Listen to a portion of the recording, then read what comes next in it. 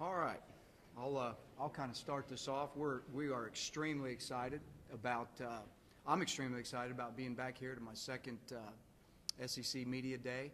It's been a great off season, and obviously we kick it off August 4th in terms of camp, and we've had a great summer with our young guys in terms of what I'm hearing in terms of voluntary workouts and things of that nature.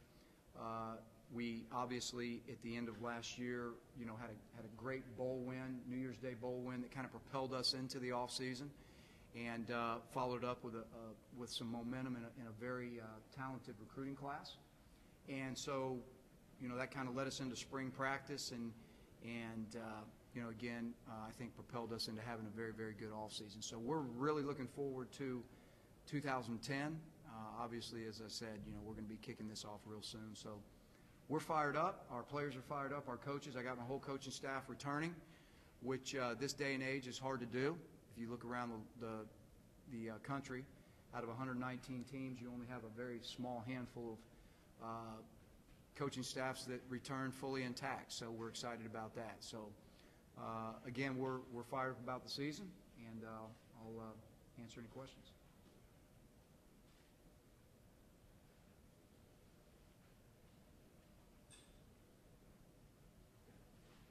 Coach, I guess Cam Newton really didn't show a lot during the spring game. That's probably by design, but you kind of feel like a good player who's got some great cards. How good can this guy be? Yes, that was by design that you didn't see anything, by the way. Cameron's done everything we've asked him to do. We're really proud of what Cameron's done for Auburn. If he just walks into the room, you can see he's a very gifted, talented athlete. He's had, it's a little bit of a different dynamic now because he's had a little taste of this league, just traveling around and seeing the different stadiums, played a little bit, then got the experience of really playing, football in at a level higher than high school and was able to win a national championship. And so he brings all of that to Auburn, and we expect big things from him. But as we all know, you can do things in practice, you can do things, in the off season, and all those things to prepare yourself. But the bottom line is you got to deliver on game day in this league, and we know how difficult, and we know what the challenges are of that. And but we're looking forward to finding out exactly what Cameron can do on game day. Let's talk about base Malzahn for a moment. Do you expect schools to possibly come after him this next year? Do you think he's ready for a step up? Well, I expect schools to come after a lot of my coaches because it happened last year. I mean, I've got great football coaches on our staff. I've got other schools, other colleges trying to get our coaches. I've got NFL guys trying to get our coaches. That's why I referenced earlier how, lucky we are to be able to have our staff return intact. Gus is no exception to that rule. Every year there's somebody that's going to be interested in him. If I'm a betting man and really sit back and look at the chances of interest in him, it's very great. And so, but Gus is an Auburn man. Gus loves it right where he's at.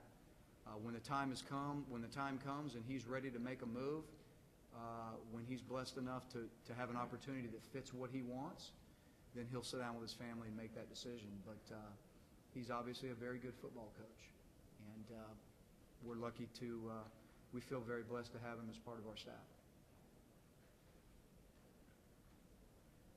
Coach, I think we know about the offense, but the defense gave up a lot of points last year. Are you trying to get more involved in that side of the ball, or are you correct?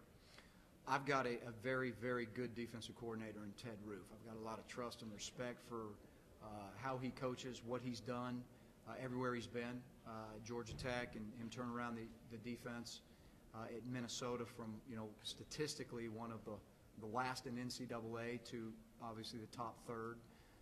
So Ted's a proven winner when it comes to being a defensive coordinator. A lot of the issues that we had on defense last year, as we go back to reevaluate, there are circumstances. There was times when we just didn't play well. There was times when we didn't play well on offense, and we put the defense in bind because of time issues, and we played a lot of snaps. And, part of the commitment that you have to have with this offense and the high tempo that it brings to the table is you're going to have to make some concessions somewhere defensively. And sometimes we were put in bad spots last year. Now, obviously, we've gone back to reevaluate how we can do it better, but we've got to play better on defense. I've got great confidence in what Coach Roof's plan is. People ask, am I involved in the defense? Yeah, I'm involved in the defense. I'm involved in the offense, and I'm involved with all the special teams. So, but I've hired great people, and I have, a lot of trust in them. So we fully expect to play better defensively this year. There's no question. But going back a year removed and being able to evaluate how we're going to do that, we've had time to do it. And one of the things we got to do is we got to be more consistent with our offensive production. We've got to be more consistent with field position issues, with our special teams. All of those things kind of play into the recipe of how well you play defensively in terms of points given up. And that's what you look at. You're looking at points given up. And so the bottom line is, yes, we know that there was times last year when defensively we did not play well, but we also know that they're all very fixable, and we expect them to be fixed.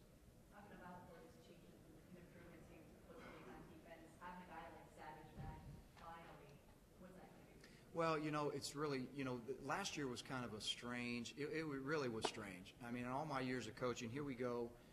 If you just take our secondary on defense, and I think, tying into some earlier questions, you got to look at all the mishaps in terms of injuries that we had before the season ever started. I mean, you look at Mike McNeil, slated to possibly be a starter in the secondary because he was the year before. We're at the end of spring practice. He gets injured to the point where he's out for the year. Then you turn around and you have Aaron Savage coming back off a really, really tough injury. I mean, is right in a position where he's worked himself where he can play. Then he has a freak injury to another part of his body. Then you look at, what happened with Zach Etheridge, during the season. It was musical chairs back there in the secondary because, I mean, we're in the bowl game right now, and we're taking guys that have never played corner and throwing them at corner who's always been a safety. I mean, that's just kind of where we were at. So having guys like Aaron Savage back, having guys like Zach Etheridge, those are two great young men that not only bring just great leadership to your team, which they do, they also bring an element of experience to your team that you can't substitute. There's no substitute for it. And so to have Aaron back, who's got a great story, after applying for his 6th year and getting it, and then you got Zach over here, who we all know his story, and, him being able to be cleared to play with us as well. I think it's huge in a lot of ways for our team. So those are part of the ingredients when I say, we expect to be better on defense, whether it's just from the leadership that they bring. But those are kind of the things that we expect and why we expect to be better defensively. Well, keep taking players out of Arkansas, some of the top recruits out of there. How do you keep doing that? We don't really care where they're at. You know what I mean? We obviously start in this state because this great state, Alabama, and what the high school football coaches do to develop these young guys. There are great players in this state, so we focus here first. And then from Alabama, we kind of move out after that to any state that we feel like is got the right type of guy for our program, an Auburn type guy. So we don't really care where they're at. And so, we have a blueprint of how we recruit. There's always means to the madness in everything that we do in recruiting. And so it's very meticulously planned on, and we have a plan for recruiting every guy. And some guys' recruitment, the plan for him may be different than another. But we're very meticulous on how we identify our guys and then how we choose to recruit them. But everything at the end of the day comes down to relationships and a feeling of these guys being at home. And then it doesn't hurt as well. I think young guys see that we have an opportunity for them to come in and play. And for the next couple of years, till we get our roster, managed to the right point, there's going to be opportunities for young guys to come in here and play. And I think they see that. So it's not just the state of Arkansas. It's whatever state we feel like there's an Auburn man in it. we're going to go recruit him.